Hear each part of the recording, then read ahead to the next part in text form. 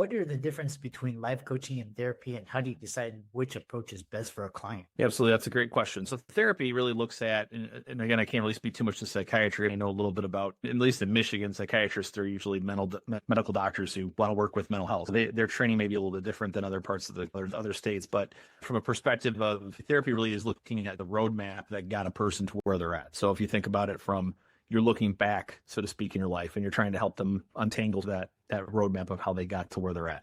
And usually that involves some type of diagnosis. It usually involves some type of background of how they got to where they're at and teaching them how to navigate, that part of their understanding of their life. And in a lot of cases that can be really helpful. But what I've run across, especially working with sex addiction, is that there's a lot of people who have a pretty good idea how they got where they're at. They may not necessarily always understand what was the first domino that knocked it down, but they have a pretty good idea of all the dominoes in between the first one and where they're at. And so for me, the reason I like the life coach and the wellness coaching idea is that I think it moves people much more to where they can live in their full potential, like you just talked about.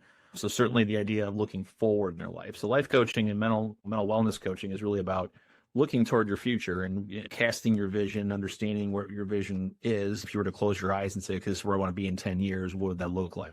Helping that person get